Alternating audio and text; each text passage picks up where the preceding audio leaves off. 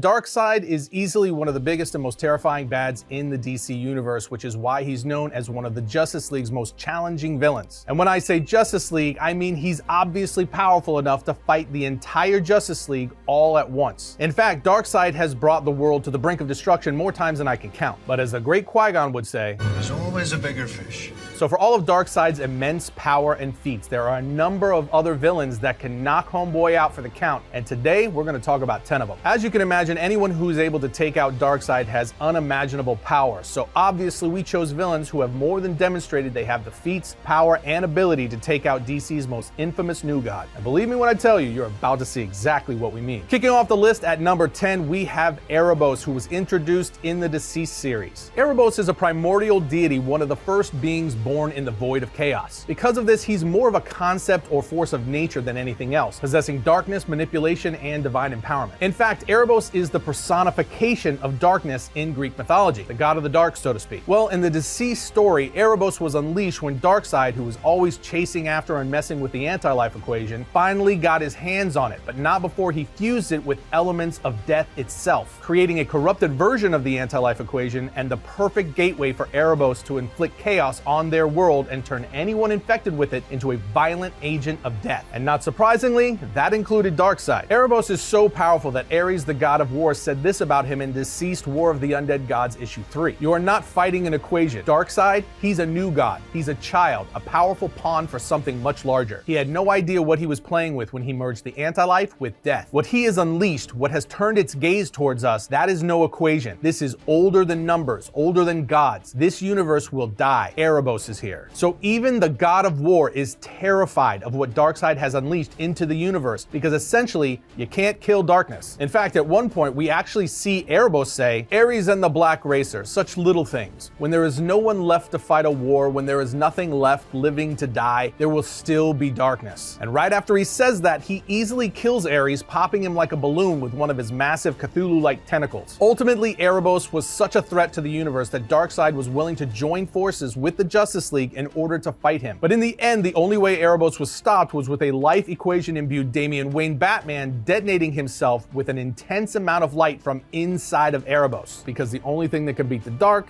is the light. As for Darkseid, this story made it abundantly clear that he is no match for Erebos, and a child by comparison. Next, we have the new god Yuga Khan, the father of Darkseid. A lot of children are scared of their father's wrath, and Darkseid is no exception. He is terrified of his father because his dad would lay the smackdown on him, and he's arguably the most powerful and feared new god. You see, like Darkseid, Yuga Khan always desires more knowledge and power. This same drive is what leads Darkseid on his constant quest to obtain the anti-life equation. But for Khan, it led him to want to know more about the source, more specifically the source of everything in the DC universe. This curiosity led Yuga Khan to attempt to break open the source, hoping to gain its secrets and its knowledge, but it didn't go well and he became trapped in the source wall. He eventually freed himself, which is an incredible example of how powerful he is all by itself. And once he was loose, he headed straight for his son on Apocalypse. And when Darkseid saw his dad breaking through the walls, he goes full panic mode. He even tells Darkseid, "It's him. He's here. I order you to destroy him. Do you hear me? That's what I have you here for, Darkseid. What are you waiting for? Are you actually enjoying my fear? Do you dare savor my terror?" But Khan eventually gets to Darkseid anyway and easily subdues him. Khan then asks, "What's the matter, Darkseid? You don't have a big kiss and hug for your father?" And after this humiliating moment for Darkseid, Khan once again takes the throne in the very next issue. So that right there is all the evidence you need. Darkseid was literally panicking when he learned his father was free and coming for his throne again. He basically admitted he was scared, asking Darkseid if he enjoyed seeing his fear. And that fear was justified because Big Papi made easy work of him. Next up, we have Imperiex. This is another explanation we can sum up pretty simply. Imperiex has the power of the Big Bang within him, and he uses said power to destroy and recreate the universe. This makes Imperiex a universal threat right out the gate, which is why he has the nickname Destroyer of Galaxies. He's essentially DC's answer to Galactus. A great example of his power is found in Superman 153. In the issue, Mongul goes to Metropolis to warn him that Imperiex is going to destroy the universe they all reside in. So Superman bites, and when they go to confront Imperiex, he makes easy work of Superman and Mongul, saying this galaxy has been targeted for demolition. I mean, think about that. Imperiex is a guy who was able to smack Superman and Mongul around at the same exact time. Then in the Our Worlds at War crossover story, Imperiex was shown to be such a big threat, all of Earth's heroes and villains, including Darkseid, had to team up to defeat a common enemy. Essentially, what it all comes down to is Imperiex has the power to unmake and remake universes as the embodiment of entropy. So if he wished, he could target Apocalypse for destruction and destroy Darkseid and his entire planet with ease. Now jumping to the next villain who could defeat Darkseid, we have Superboy Prime. Superboy Prime is just an alternate version of Superman turned evil, and we've all seen Superman defeat Darkseid on more than one occasion. So what do you think a version of Superman that has no moral restraints could do to Darkseid? Superboy Prime is the guy who punched the barriers between a universal nexus and the real world so hard it changed reality. For example, he brought Jason Todd back from the dead, just small stuff like that. He's also the same guy who in Dark Knight's Death Metal The Secret Origin #1 punches the Dark Knight so hard it causes the 52 evil alternate Earths he created to vanish. What can I say? He's got a strong punching thing going. Anyway, he did die right after that, but the whole point is Superboy Prime has reality-altering power. Not to mention, he traded several blows with the Darkest Knight, who is one of the most powerful beings in DC history, possessing nigh omnipotence. In short, Superboy Prime can definitely take down Darkseid with his sheer power and willingness to do whatever it takes to get it done. Next up, we have the previously mentioned Darkest Knight, which is the final form of the Batman Who Laughs. And the reason we think he could easily defeat Darkseid is because when the Batman Who Laughs got the powers of Dr. Manhattan by having his brain transplanted into the corpse of Bruce Wayne, he became an evil amalgamation of Batman and Dr. Manhattan, along with reality-altering powers. And this is where he took the name the Darkest Knight. At this point, he became one of the most powerful beings the DC Universe has ever seen. So powerful, he was going toe-to-toe with the mother of the multiverse, Perpetua, in Dark Knight's Metal Rise of the New God. The two were literally throwing worlds at each other like they were playing dodgeball. To reiterate, the Darkest Knight has near unlimited power. There's almost nothing he can't do. That makes Darkseid something like a gnat to the Darkest Knight. Another dude who can slap Darkseid around like the Rock slapping Cody is Nekron. Nekron is the embodiment of death and darkness and has the ability to take and restore life as he wishes. Nekron was the leader and creator of the Black Lantern Corps, becoming the main antagonist in the Blackest Night story. And this guy is no joke. The entirety of the DC Universe faced his wrath in the Blackest Night and barely came out on top. He has reality manipulation on a planetary scale, dimensional manipulation, matter manipulation, energy manipulation, soul manipulation, and life and death manipulation. As an example, all he would need to do is something similar to what he did in the Blackest Night. Use his power of necromancy to reanimate the dead from across the universe, and he would overwhelm Apocalypse and Darkseid with ease. Plus, Nekron is one of the few manifestations of death in the DC Universe, and because of this, he cannot be killed by any normal means. So it would be near impossible for Darkseid to take out Nekron. Darkseid actually wishes he had the power of Nekron, which is why he's always hunting the anti-life equation. He would love to be the embodiment of death and darkness, but he's not, and the guy who is could rip him apart. Now, this next character wouldn't be able to beat Darkseid as easily as Nekron or the Darkest Knight, but he could definitely beat Darkseid into submission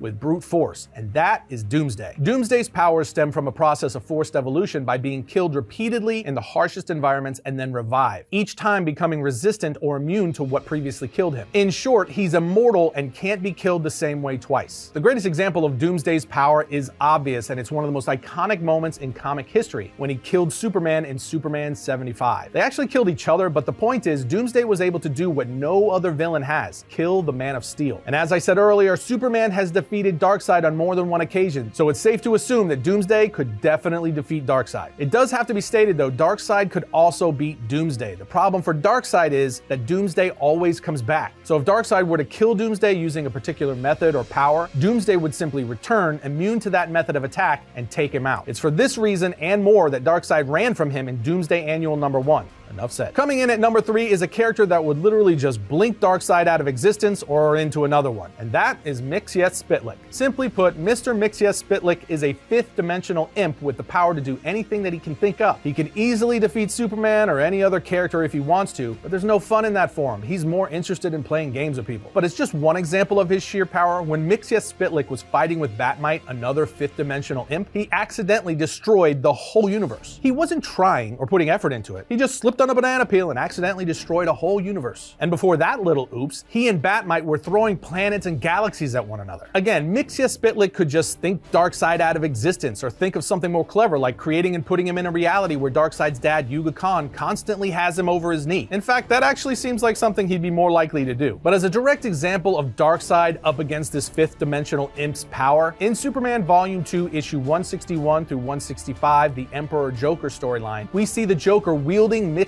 Spitlick's powers, reshaping reality itself to his whims. In Emperor Joker number 1, he actually faces off against Darkseid and defeats him easily with only 99.99% of Mixia Spitlick's powers. So yes, Darkseid does not have a snowball's chance in hell. Here we have yet another character that would destroy Darkseid, and that is the mother of the multiverse and sixth dimensional being, Perpetua. And yes, she actually created the DC multiverse. She's also the mother to god-tier beings such as the Anti-Monitor, the Monitor, and the World Forger. She is one of the hands of the greater omniverse. The hands are cosmic beings created by the Source and charged with populating the greater omniverse with infinite multiverses. And Perpetua is the most feared out of all of her brothers and sisters. She's yet another being who can do whatever she wants with a single thought. She can create life and erase life. As the mother of the multiverse, she can do with it as she pleases and exists outside of it, not within it. Justice League 22 actually takes us back 20 billion years ago, where we get a glimpse of her creating the DC multiverse. We even see her holding it in her hands like a basketball, saying to her children, soon these realms will be populated with universes, a vibrant life, which in the end makes Darkseid but a single molecule to her by comparison. Simply put, she created Darkseid and everything else in the multiverse, so in reality, it's kind of an insult to even compare her to Darkseid. Coming in at number 1, and the last being we're going to mention that can beat Darkseid, is the Anti-Monitor. Now, as I just said, the Anti-Monitor is the son of Perpetua, and because of this, the Anti-Monitor is one of the first children of the realm. Perpetua tasked the Anti-Monitor with guarding the boundaries of creation, keeping them free of life. He's essentially another being that represents death for the multiverse. But for our purposes, we saw a battle in the Darkseid War story which has Darkseid fighting the Anti-Monitor. And in issue 44 of the Justice League title from the New 52 run, we saw exactly who would win, and of course, it was the Anti-Monitor. Darkseid and the Anti-Monitor go to battle in the issue in glorious fashion, but ultimately Darkseid is no match for the Anti-Monitor, especially since he currently has the anti-life equation coursing through his veins. So with the control of death, the Anti-Monitor sends the Black Racer straight through Darkseid's chest with an explosive blast, killing him, as we see Darkseid dead and bleeding out on the last page of the issue. Then in issue 45 of the series, Batman, Superman, and Wonder Woman all acknowledge Darkseid is dead. So it's not really a matter of if Anti-Monitor can beat Darkseid, because he already has. But again, even without that proof, it's kind of obvious given his power set, which includes the ability to absorb universes and manipulate antimatter. The Anti-Monitor is a cosmic level threat that could annihilate entire realities. So yeah, Darkseid loses. But that, my friends, wraps up our list of the 10 DC villains that could take out Darkseid. A few additional honorable mentions would be the Zone Child, who lives within the Phantom Zone but has control over DC reality, Starro, who is a planet-conquering warlord that enslaved galaxies via his link with the Star Conquerors, and Batmite, who just like Mixia Spitlick can do whatever he can imagine as a fifth dimensional imp. Every one of them could put the hurt on Darkseid. But here's the question: which villains do you think would give Darkseid a bad day? Let us know down in the comments. And while we're talking Darkseid, many of you may be wanting a bit more detail on the man himself. So how about some bonus content with our History of Darkseid? Check it out. Darkseid first appeared as a cameo in Superman's pal Jimmy Olsen issue 134 in November of 1970, before making his first full appearance in Forever People issue 1 in February of 1971. He was created by none other than the great Jack Kirby. It all started when Kirby went to DC Comics to work on Superman's pal Jimmy Olsen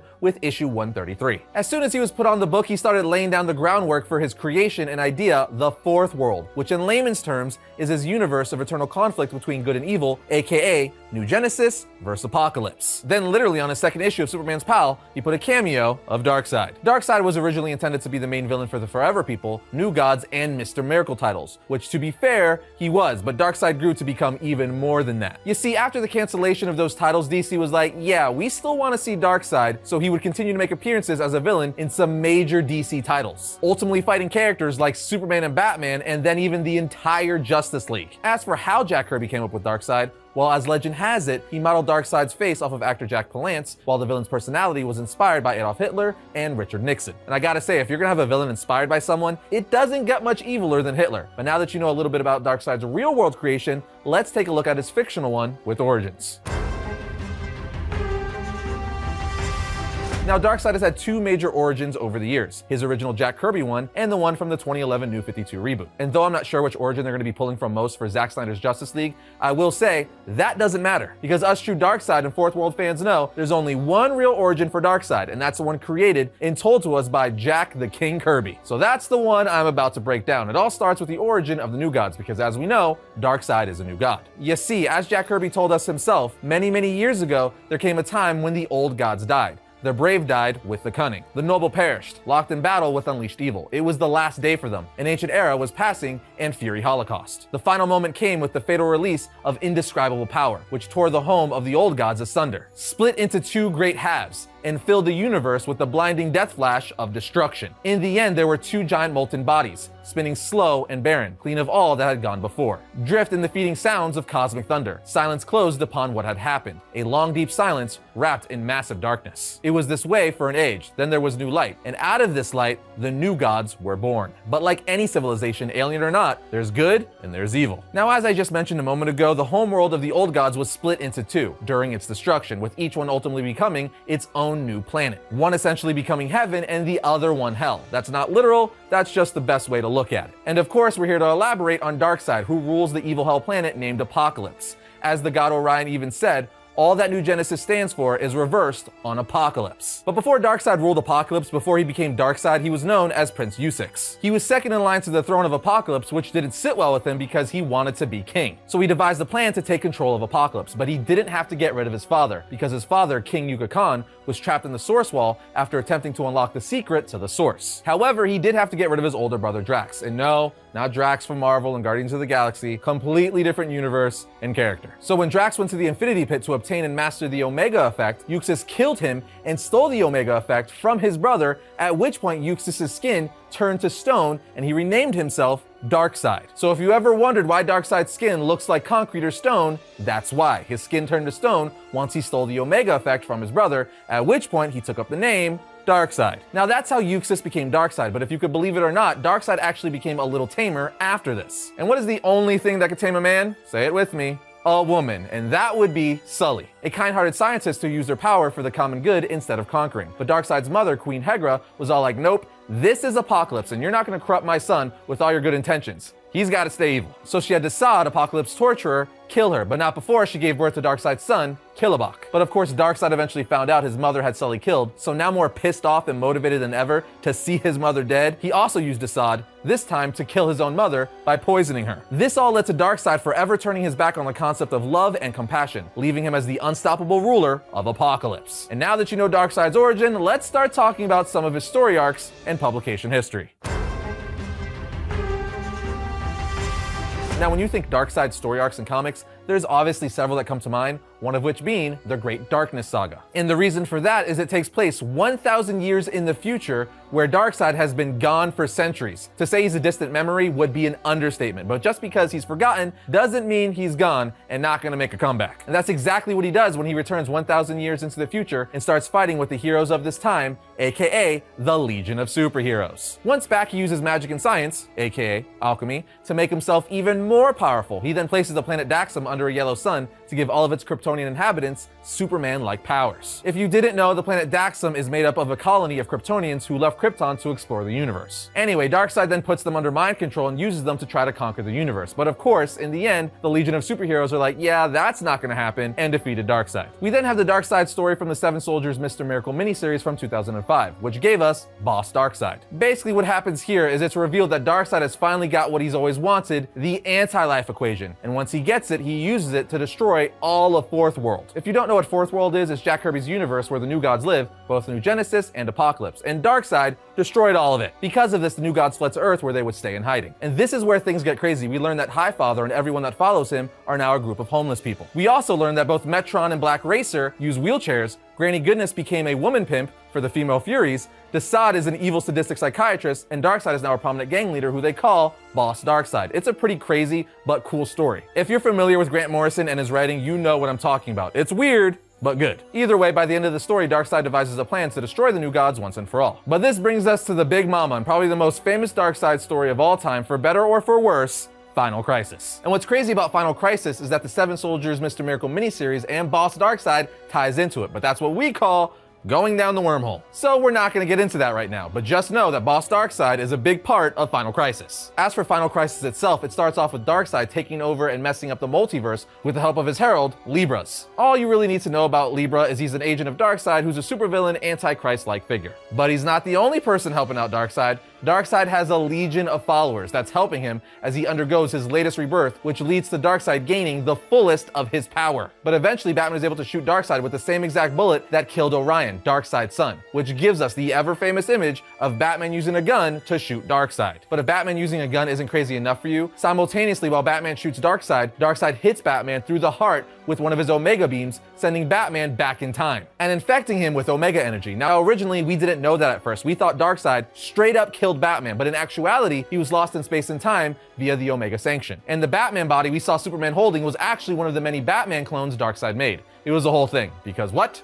Comics. This leads to a confrontation with Superman and Darkseid, and of course Superman is extremely pissed that he just killed his best friend. And you know, is also destroying the universe. But Darkseid just mocks Superman as he failed to defend Earth, and also tells him that he created a doomsday singularity that is going to threaten all of existence. So of course Superman is like, yep, I'm gonna beat the crap out of you now. But when he starts doing so, Darkseid tells him that he doesn't only exist in that body. He now exists in all the bodies who fell to the power of the anti-life equation, and that killing him would also be killing all of humanity. Long story short, before Darkseid can kill Superman, Wally West and Barry Allen show up, bringing Black Racer to kill Darkseid, along with Wonder Woman, who then uses her lasso to hold Darkseid's spirit form, which in turn frees humanity from Darkseid's anti-life equation and being controlled by him. Then as a last-ditch effort, if you will, Darkseid's disembodied essence appears and tries to take control of the Miracle Machine. If you don't know, the Miracle Machine turns thoughts into reality. But Superman's like, yeah, no, that's not gonna happen, and instead uses the solar energy within his cells to power the Miracle Machine to make a wish, basically putting everything back to normal, or at least make things good again. And we also learned that Batman was able to return safely to the present thanks to Dick Grayson, Tim Drake, Damian Wayne, and the entire Justice League. Meaning he was able to consume Omega energy in his body without damaging the timelines. But what's really crazy about that is, it makes Batman only the second person ever to escape the Omega sanction. The only other person to ever do that is Mr. Miracle, and that's literally his gimmick. He escapes from things. All of this brings us to the New 52. In the New 52, Darkseid was the reason for the Justice League's formation. Literally, in the first Justice League New 52 story arc, Darkseid invades with his parademons, which forces Green Lantern, Aquaman, Flash, Batman, Superman, Wonder Woman, and Cyborg all to meet for the first time and eventually join forces to beat Darkseid, which was written by Jeff Johns and drawn by Jim Lee. I really enjoyed their time on the New 52 Justice League run. It was one of my favorite things to come out of the New 52. Then during DC Rebirth, Darkseid is quite literally a baby at the start of it, which carried over from the New 52 during the Darkseid War storyline. Darkseid progressively ages throughout DC Rebirth, but ultimately decides it's not the best time to fight the Justice League, because he doesn't want to risk revealing his greater plans before leaving through a boom tube with his daughter Grail. And this leads us to the most current appearance of Darkseid, which is in the DC Infinite Frontier era. In Infinite Frontier issue 0, the very last page reveals that Darkseid is back and stronger than ever, preparing to cement his reign over the DC multiverse. If you guys want to know the whole story, we did an episode on it, which you could find right here. But just like that, my comic comrades, it's time for powers and abilities. Darkseid is incredibly powerful. He's easily one of the most powerful beings in the DC multiverse. Because of this, he's conquered entire universes. There's a reason all of Apocalypse worships him as the god of evil. Darkseid's strength is up there with the likes of Trigon and the Anti-Monitor. With that said, let's start breaking down some of his powers individually, or at least start listing them. He has a new god physiology, meaning he has incredible strength due to their relative proximity to the Source, which, as us DC fans know, is a mysterious energy that fuels everything in DC. It's quite literally the source of all. Because of this, he has superhuman strength and could easily lift 100 tons. He's also held off the entire Justice League by himself. And considering you have two heavy hitters like Superman and Wonder Woman on the team, amongst the fastest man alive and the king of the sea, that's insane. But let's keep going. Darkseid is fueled by the Omega effect. For those of you who don't know, the Omega effect is a force of entropy from the destructive side of the Source. This gives him his iconic Omega beams, which are beams he has complete control over that he shoots from his eyes. They essentially act as trackers following its target wherever it moves, and when they hit, they pretty much can destroy anything. But he also has telepathy, mind control, telekinesis, energy manipulation, energy enhanced strikes, energy force fields, he can fly, soul manipulation, resurrection because he's immortal, teleportation, size alteration, astral projection, cosmic sense, power distribution, and of course, the Omega Sanction, which is probably his most powerful ability. Basically what it is a living hell. it traps an organism in a series of alternate realities, each worse than the previous. He's also possessed the anti-life equation, which, as you would assume, is the opposite of the life equation, meaning the anti-life equation destroys all life. It's what he used to almost defeat DC's heroes during the Final Crisis story. Now, if you guys want some Darkseid reading recommendations, check out the Darkseid War storyline. We didn't get into it today, but it's an amazing story. Justice League Volume 1 Origin from the New 52, The Great Darkness Saga, and of course, Final Crisis. Those should be enough to get all of you started.